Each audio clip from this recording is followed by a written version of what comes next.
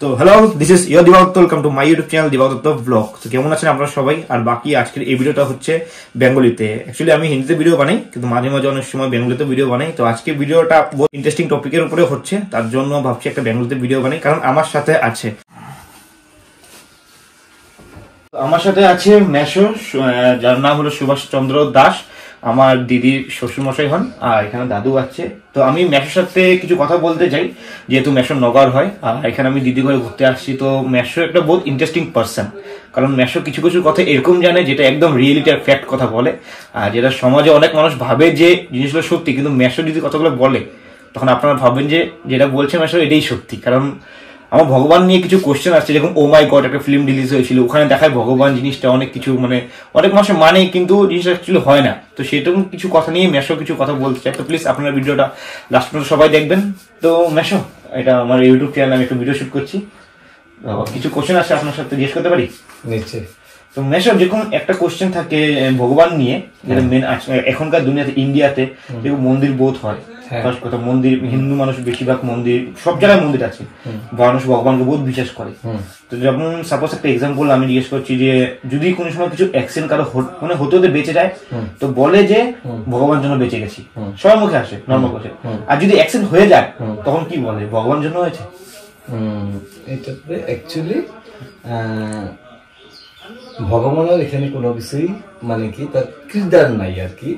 বাংলা কি শব্দ এটা আমি জানি না, তাই ভগবানের কোনো এটার মধ্যে হাত নাই।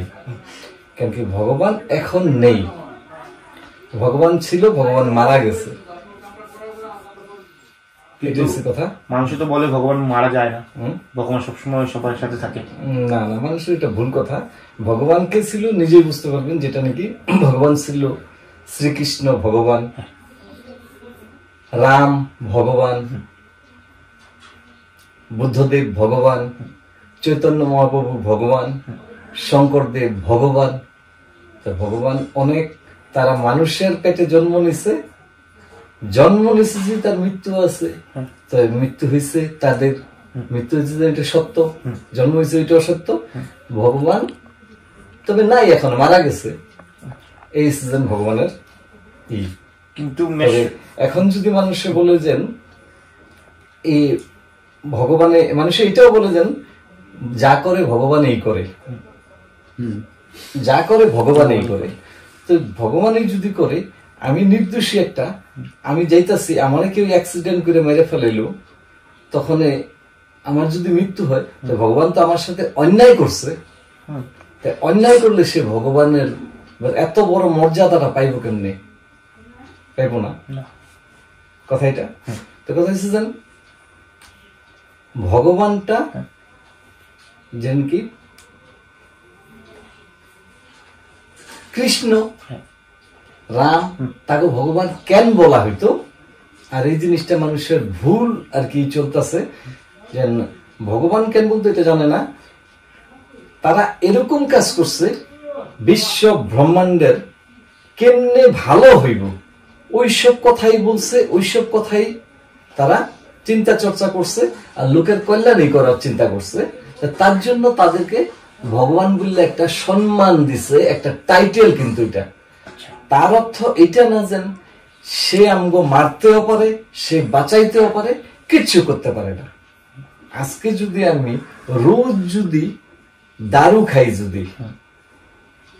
তবে আমি হয়তো 2 বছর পরে মারা যাবো। ভগবানের কি কথা আছে এখানে?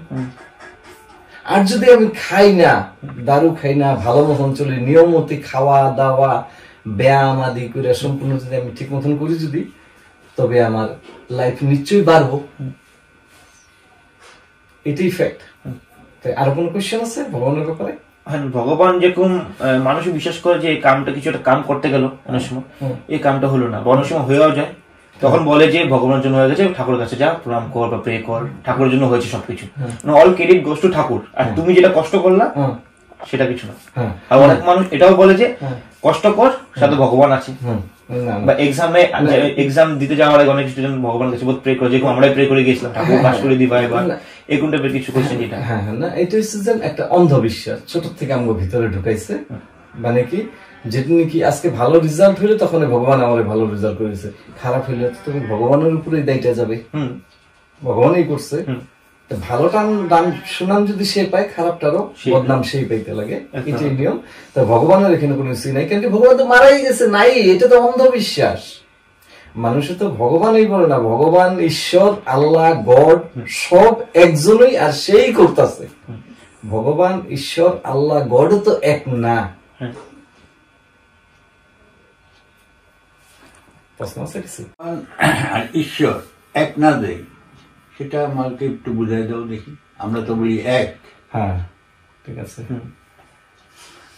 যেরকম বেদে যা লেখা আছে, বেদটা আমি পড়ি না, যতখানি শুনছি ওটার থেকে জানতে পারছি যে ঈশ্বর একজন, আর ভগবান তো দেখা যাইতেছে অনেক। তো একজন হইলে ঈশ্বর, আর এখানে ভগবান অনেকজন, তো মিলতেছে না কথাটার মধ্যে, কথাটা তো মিলতেছে না। তো এখানে বলতেছে একজন, আবার এদিকে দেখা যাইতেছে কৃষ্ণ ভগবান, রাম ভগবান, শঙ্কর দেব ভগবান, বুদ্ধ দেব ভগবান, চৈতন্য মহাপ্রভু ভগবান। তারা এরকম ভালো কাজ করছে, তার জন্য তাকে ভগবান বললে একটা সম্মান দিছে, এটা আমি বারে বারে বলি। তার কথা হচ্ছে যে ঈশ্বরটা কি, এখন ভগবান যেন অনেক, এটা বুঝাইতে পারছি কি না? একদম বুঝতে পারছি। তো ভগবান অনেক, তো ঈশ্বর একজন। তো ঈশ্বরটা কি?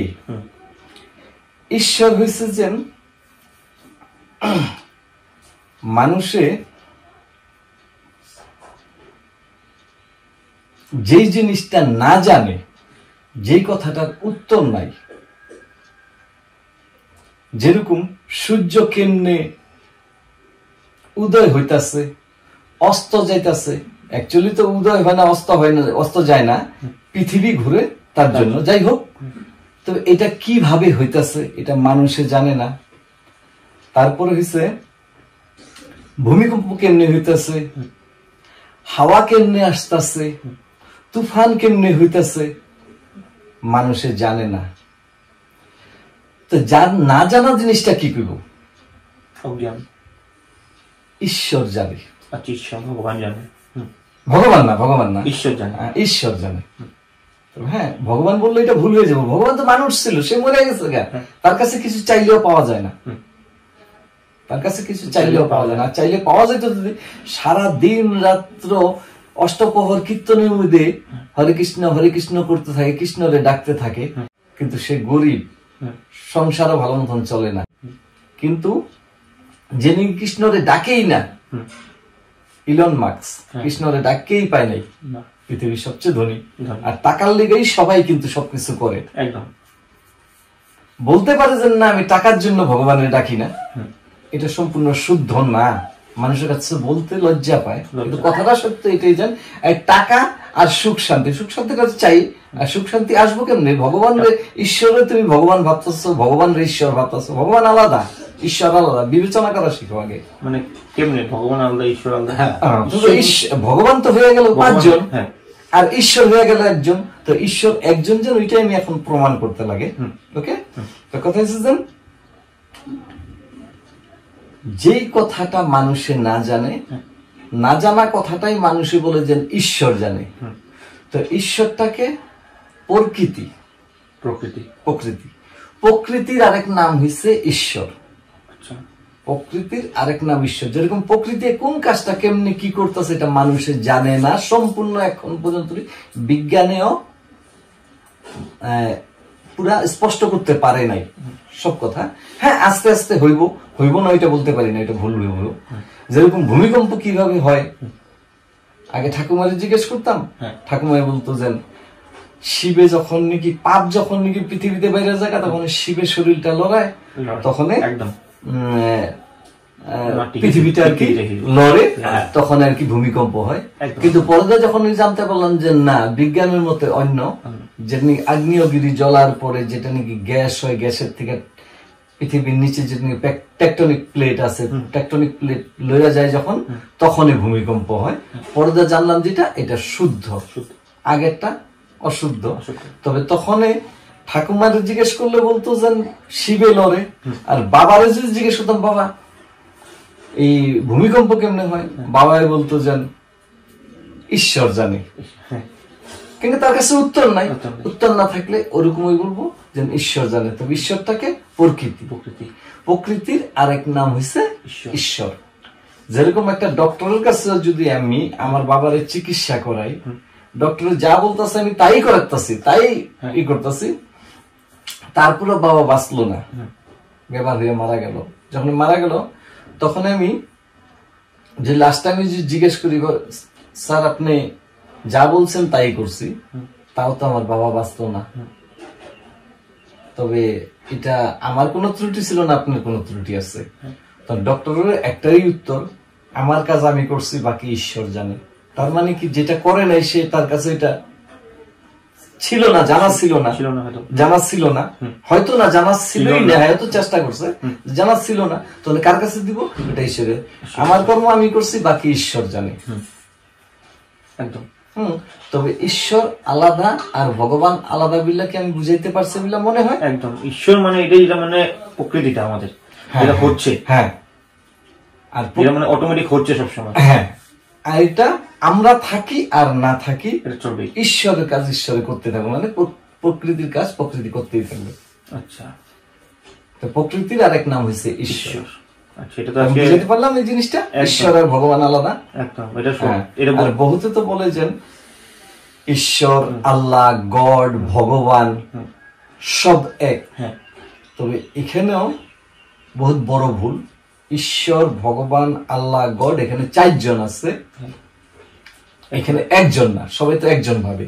হ্যাঁ, সবাই অনেক সময় সবাই একই ভাবে, সব সময়।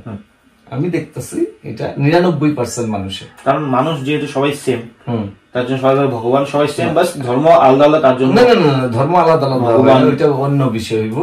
তো ভগবান আলাদা আলাদা হয়, মানে কি এই ধর্ম আলাদা আলাদা হয় না, ধর্ম একটাই হয়, একটাই হয় ধর্ম, তবে ওই বিষয়ে অন্য।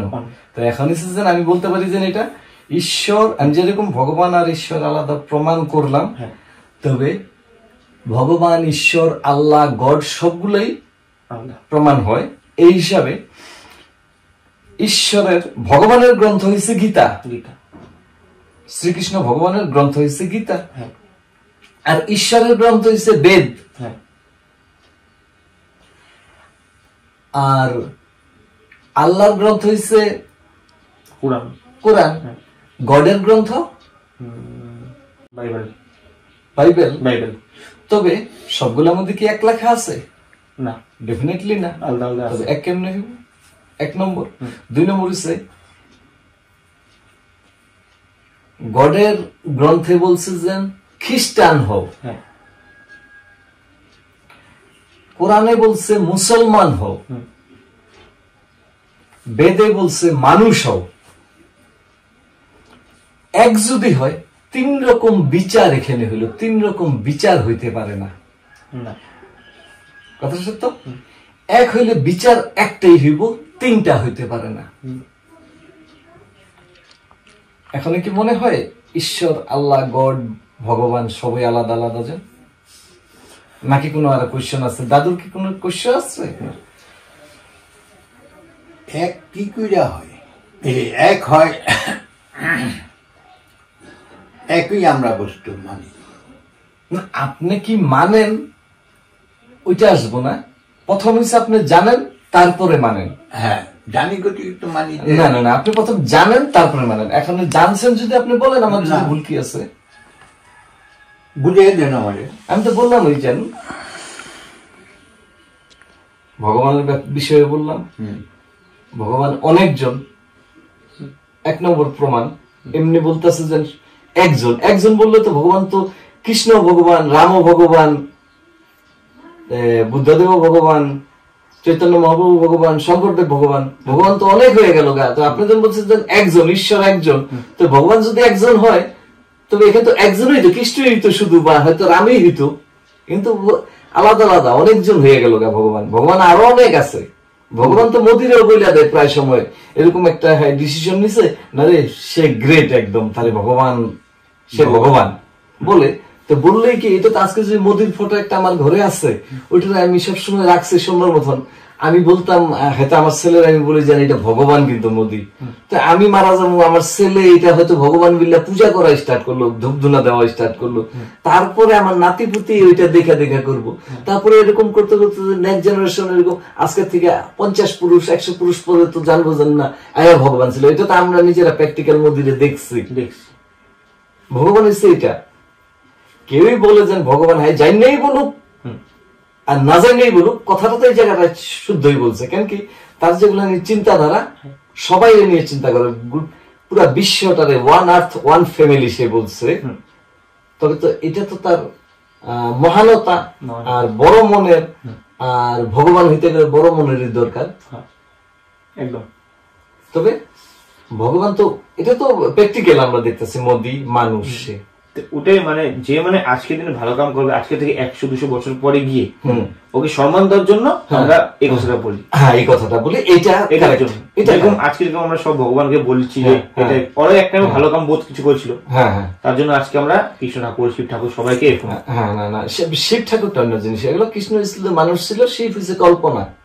আচ্ছা আচ্ছা, আমার বিচারে যদি কারোর ভিতরে যদি কোনো কিছুই আছে এটার জন্য আমার সাথে আর্গুমেন্ট করতে পারে, মানে কি শিব হইছে কল্পনা, কালী হইছে কল্পনা, দুর্গা হইছে কল্পনা, সরস্বতী কল্পনা, লক্ষ্মী কল্পনা, ছট পূজা এটা কল্পনা, এগুলো কল্পনা, কাল্পনিক। এটা কল্পনা তো যে কোনো জিনিস হতে পারে। আমিও কল্পনা করতে পারি যে আমি ইলন মাস্কের থেকে বেশি ধনী হমু। তো কল্পনাটা আর বাস্তবটা অন্য জিনিস। বাস্তব এটা যেন কৃষ্ণ ছিল, কৃষ্ণের জন্ম হয়েছে, সে মানুষ ছিল, সে ভালো কাজ করছে, তার জন্য তারে ভগবান বিল্লা একটা সম্মান দিছে, তার একটা উপাধি দিছে যেন ভগবান। থ্যাংক ইউ মাসু, বহুত ভালো লাগে কথা দুটা জেনে আমার। এতদিন তো সবাই মানে আমরা এরকম ভাবছিলাম ভগবান প্লাস ঈশ্বর, যেটা দুটা মানে সেমি অলমোস্ট, কিন্তু আসলে আমি ঈশ্বর যেটা প্রাকৃতিক জিনিস হয় সেরকম, আর ভগবানের যেটা ছিল মানে সেটা নিয়ে মানে। তো অ্যাকচুয়ালি কাহিনী এরকম হয় যে অনেক মানুষ বহুত বিশ্বাস করে ভগবানের উপর, যে ভগবান করে দেবে, ভগবান আছে ঠিক আছে সবকিছু। ভগবান দিতে পারে না, যেরকম আমি আসছি আমার কাছে কোনো কিছু চাইলে আমি দিতে পারবো এখন আমার সামর্থ্যের ভিতরে, বা কোনো কিছু প্রশ্ন করলে আমি উত্তর দিতে পারবো। যদি মরে যাই তখন আমি কিন্তু পারবো না, আমার পূজা করলে আমি দিতে পারবো না। কৃষ্ণের পূজা করে সারাদিন, হ্যাঁ মানে কি কাজ করে না, কাজ করলে 2 টাকা পাইবো, কিন্তু কৃষ্ণের পূজা করলে কিন্তু 2 টাকা পাইবো না। কিন্তু এটা রিয়েলিটি। তো এইটা মরে গেছে, সে দিব কেমনে? আর ঈশ্বর দিতে পারে না, ঈশ্বর দিলে এক লগে সবাই দেয়। যদি সূর্যের তাপ দেয় সবাই এক লগে দেয়, আমার পার্সোনাল দিব না বা দাদুদের পার্সোনাল দিব না, সবাই তিনজনের সেম। ঈশ্বরে দেয় এক লগে, ন্যায় এক লগে। আর ভগবানে কিছু দিতেও পারবো না, কিছু নিতেও পারবো না। আমি তার কাছে চাওয়াটাই আমার অজ্ঞানতার পরিচয়। একদম ঠিক। যদি যেই ভগবান নিজে রক্ষা করতে পারে না, তার কাছে আমি চাওয়াটা বহুত মূর্খতাপূর্ণ কথা। যেরকম বাংলাদেশে হাজার হাজার মন্দির ভাঙছে, মন্দির ভেঙে ওখানে মসজিদও হয়েছে, আরো খারাপ খারাপ ওরকম ধরনের আর কি ওখানে ব্যবসাও চলাইছে। তবে ওখানে কৃষ্ণের মন্দির ছিল, কৃষ্ণ ঠাকুরটারে ভাঙছে, কালী ঠাকুরটা ভাঙছে, শিব ঠাকুরটা ভাঙছে, সে তো নিজে রক্ষা করতে পারে না। যে নিজে রক্ষা করতে পারে না, তার কাছে যদি আমি বলি যে আমার রক্ষা করো, রোজেই বলি, তবে এটা আমার মনে হয় আমার বহুত বড় ভুল। এটা আর কি অন্ধবিশ্বাস। অন্ধবিশ্বাস তো বহুত বড় অন্ধবিশ্বাস, আর অন্ধবিশ্বাসে সারা বিশ্বে ভর্তি হয়ে গেছে। অন্ধবিশ্বাস শেষ হয়ে গেলে পৃথিবীটাই শান্তি। এটাই যেন অন্ধবিশ্বাস শেষ করতে লাগে, অন্ধবিশ্বাস শেষ করলেই তো অন্ধবিশ্বাস প্রথম জানো তারপরে মানো, এটাই আমার শেষ কথা। যেন প্রথম জানো তারপরে মানো, জিনিসটা বুঝতে লাগবে আমাদের, তারপরে যে কোনো জিনিস। এটা আমার বাবা, এটা আমার আমি মানুম না, আমি জানুম। কেমনে জানুম? মারে জিজ্ঞেস করুন, আমার আধার কার্ড দেখুন। আরো আমার যদি বেশি চিন্তাধারা থাকে, সন্দেহ থাকে, আমি ডিএনএ টেস্ট করাম। এটাই কথা। প্রথম জানো তারপরে মানো, তবেই কিন্তু সারা দুনিয়াটাই এইব। আজকে ওগুলা নাই দেখা তুমি অনুকূল, আমি সবাইটাই ভালো, সবাইটাই শুদ্ধ, আর সবাই শুদ্ধ না, শুদ্ধ একটা হয়, সত্য একটা হয়, সত্য একটা হয়, যেটা শুদ্ধ ওইটার মধ্যে যাও। একদম একদম না, ঠিক ঠিক আছে। তো কেমন লাগলো আপনাদের কিছু কথা শুনে মেশোর? যদি ভালো লাগে প্লিজ কমেন্ট করে জানাবেন। যদি এরকমই আপনারা ভিডিও চান তো নিশ্চয়ই এরকম ভিডিও আরো হবে, কারণ আমি যেহেতু রাঙ্গাপাড়ায় থাকি আর মেশোর ঘর নগাঁও, আর মেশো সত্যি বহুতই বেশি ইন্টারেস্টিং পার্সন। আরো অনেক কথা আছে, অনেক মানে কথা বলে ভিডিও মানে এত লম্বা হবে যে কি বলবো, তার জন্য ভেবেছি অনেক পাটে পাটে করে বানাবো। যদি আপনাদের ভালো লাগে প্লিজ কমেন্ট করবেন, যদি কিছু কোশ্চেন থাকে তো কোশ্চেনগুলো কমেন্ট করবেন, উত্তর দেব একদম। মেশো যাতে সব কোশ্চেনের অ্যান্সার মেশো থেকে আমরা শুনতে পারি, জানতে পারি, কারণ জিনিস জানতে কোনো প্রবলেম হয় না কোনো সময়, তো ভালো লাগে, অনেক সময় শিখতেও পারি অনেক কিছু। तो সেটার জন্য তো आई होप आपको ये वीडियो देखकर अच्छा लगा तो लाइक कर सकते हो, ज्यादा अच्छा लगा तो शेयर कर सकते हैं। मिलते हैं जल्दी नेक्स्ट ब्लॉग पे। Okay bye bye. ठीक है, आशी।